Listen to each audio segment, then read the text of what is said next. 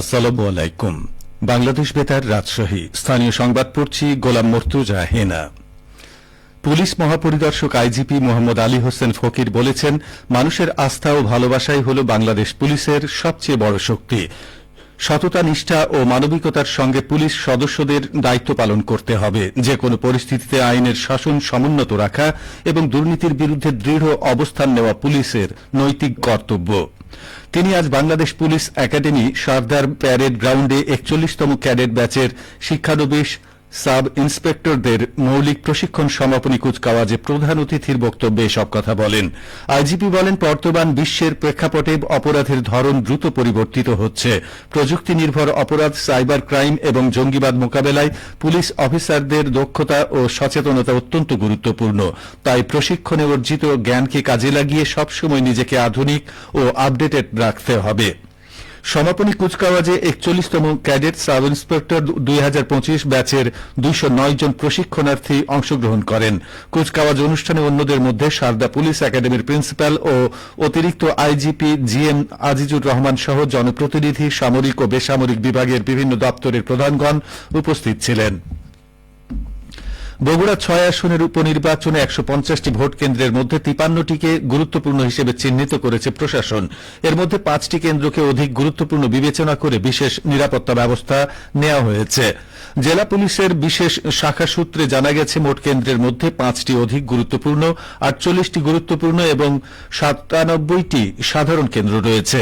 এসব অধিক গুরুত্বপূর্ণ প্রতি কেন্দ্রে ৬ জন করে পুলিশ সদস্য এবং ১৫ থেকে ১৬ জন আনসার সদস্য মোতায়েন থাকবে। গুরুত্বপূর্ণ কেন্দ্রগুলোতে ৫ জন করে পুলিশ এবং ১২ থেকে ১৫ জন আনসার সদস্য দায়িত্ব পালন করবেন। এছাড়া সেনাবাহিনী, বিজিবি ও র্যাব সদস্যরা স্ট্রাইকিং ফোর্স হিসেবে মাঠে থাকবেন। দায়িত্ব পালন করবেন নির্বাহী ও জুডিশিয়াল ম্যাজিস্ট্রেটরাও। এদিকে আইন শৃঙ্খলা পরিস্থিতি স্বাভাবিক রাখতে ৮ প্লাটুন বিজিবি মোতায়েন করা হয়েছে। গত ২রা এপ্রিল থেকে তারা দায়িত্ব পালন শুরু করেছে এবং আগামী ১১ এপ্রিল পর্যন্ত নির্বাচনী এলাকায় অবস্থান করবে। বগুড়া সদর উপজেলার ৩টি বেস ক্যাম্পে অবস্থান নিয়ে বিজিবি সদস্যরা মাঠ পর্যায়ে দায়িত্ব পালন করছেন। এছাড়াও গতকাল রাত ১২টা থেকে আগামীকাল দিবাগত রাত ১২টা পর্যন্ত ট্রাক, মাইক্রো, ব্যক্তিগত গাড়ি, ট্রাক চলাচলে নিষেধাজ্ঞা দিয়েছে জেলা প্রশাসন। এর পাশাপাশি গত ৭ই এপ্রিল রাত ১২টা থেকে আগামী ১০ই এপ্রিল রাত ১২টা পর্যন্ত মোটর সাইকেল চলাচলেও নিষেধাজ্ঞা দেয়া হয়েছে। জেলা নির্বাচন কার্যালয় সূত্রে জানা গেছে, এই আসনে মোট ভোটার ৪,৫৪,০৪৩ জন।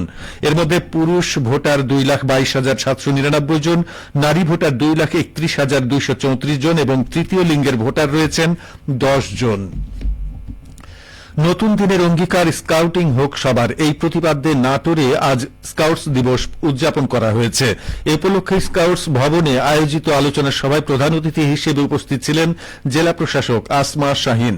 অনুষ্ঠানে জেলা প্রশাসক বলেন, পাঠ্য বইয়ের পড়াশোনার পাশাপাশি শিক্ষার্থীদের স্কাউটস আন্দোলনের মতো সামাজিক আন্দোলনে সম্পৃক্ত থাকতে হবে।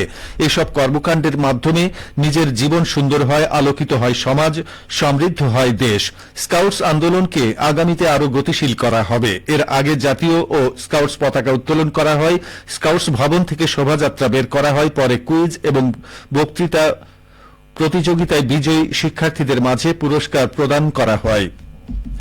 সিরাজগঞ্জের তাড়াশে ক্ষুদ্র ও প্রান্তিক কৃষকদের মাঝে বিনামূল্যে বীজ ও সার বিতরণ করা হয়েছে। আজ কৃষি সম্প্রসারণ অধিদপ্তর তাড়াশের উদ্যোগে ২০২৫-২৬ অর্থ বছরে কৃষি প্রণোদনা কর্মসূচির আওতায় এই প্রণোদনা প্রদান করা হয়। কর্মসূচি উদ্বোধন করেন উপজেলা নির্বাহী কর্মকর্তা নুসরাত জাহান। এ সময় তিনি বলেন, ক্ষুদ্র ও প্রান্তিক কৃষকদের নানাভাবে সহযোগিতা করছে সরকার। এরই অংশ হিসেবে বীজ, সার প্রণোদনা দেওয়া হচ্ছে। এগুলোর সুষ্ঠু ব্যবহার নিশ্চিত হলে সমৃদ্ধ হবে কৃষকরা।